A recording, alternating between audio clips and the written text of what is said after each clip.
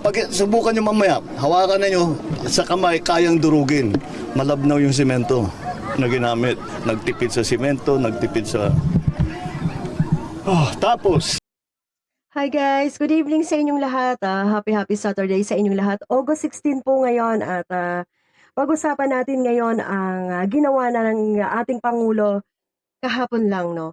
So, nagtungo nga ang ating Pangulo sa Bulacan kung saan ay may pinakamalalim na baha sa buong Pilipinas. Ayan ha, sa pagkakaalam ko lang yan na tuwing umuulan talaga ay sila yung napakataas ng level ng tubig ng baha.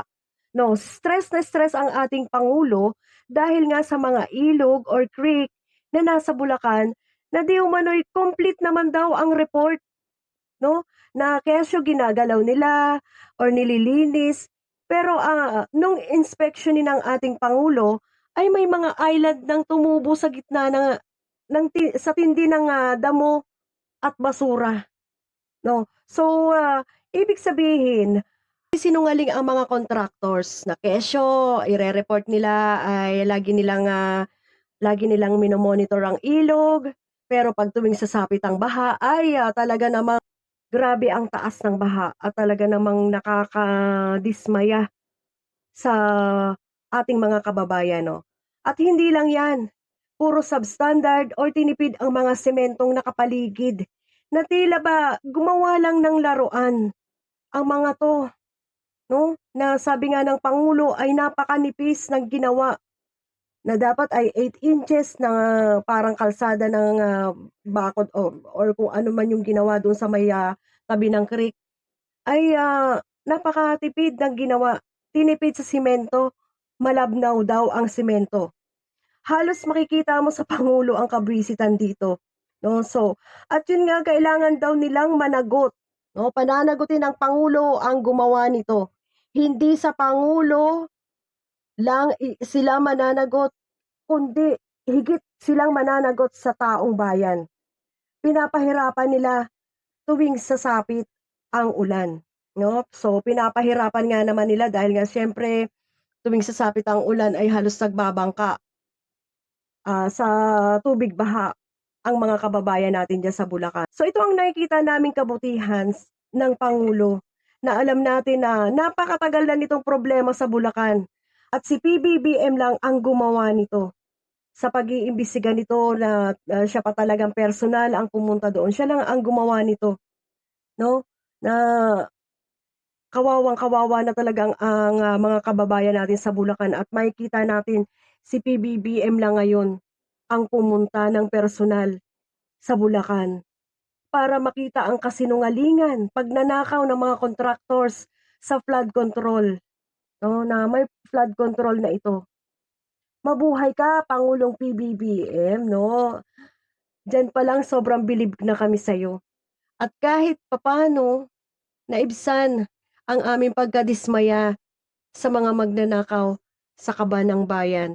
So guys, panoorin natin yung reaction at yung expression at yung nakita ng ating Pangulo nung dumalaw siya.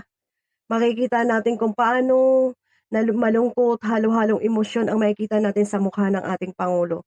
So, eto yung video, guys.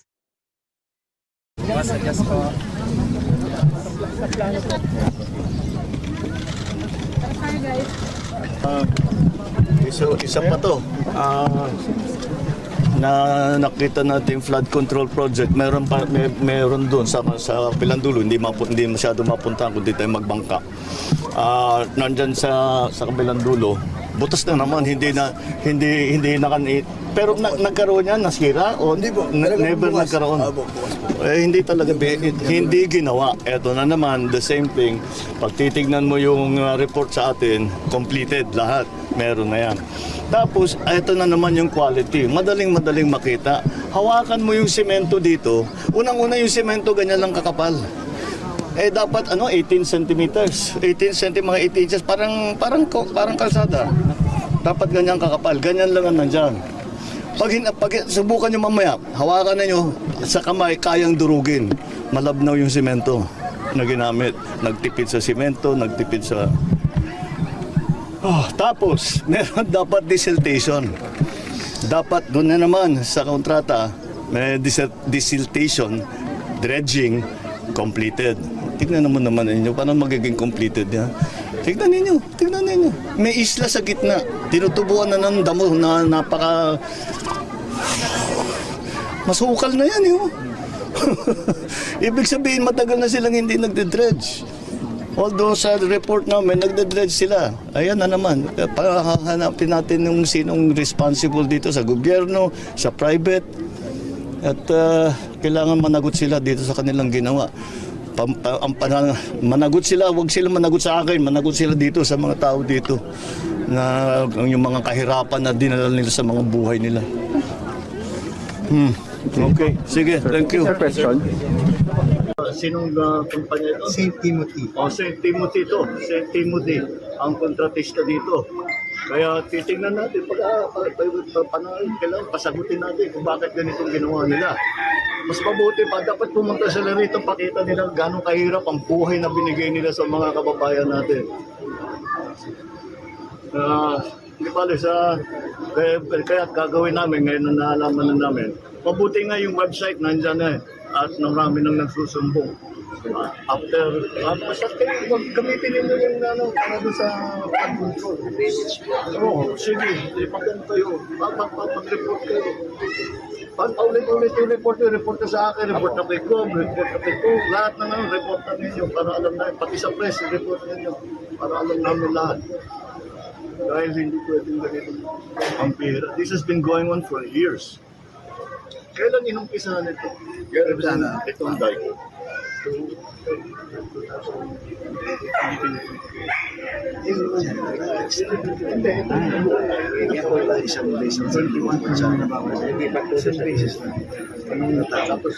Ngayon may ongoing.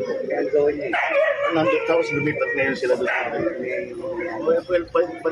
Anyway, but ang katotohanan, under specification, yung ticket dahil nasa bakal, tapos nakita mo kung ticket. Pag hahanapin ninyo, meron kami mga picture, pati meron kami mga diver na sinisid dun sa ilalim at nakita talaga very manipis lahat ng simento, hindi pantay-pantay, basta hindi magandang trabaho, talagang bibigay. Kaya bumigay na nga. Kaya kailangan nila sagutin kung bakit ganito. Pero ang hirap dahil ipapakita natin ito what possible excuse do they have for not doing this? Hindi ko maisip. Yung dredging pa dapat. Tapos, eto pa, lahat ng flood control may kasamang dredging at saka desiltation.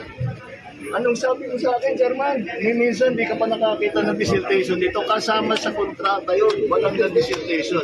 Yung dinaanan namin, sabi na, nandoon din sa record na may desiltation doon. Nakita nyo ba? Ang babaw na, natubuan na yung lupa, natubuan na ng halaman. Ganong katagal sila hindi nagdi-desil. Pero sa record na talaga, desilted.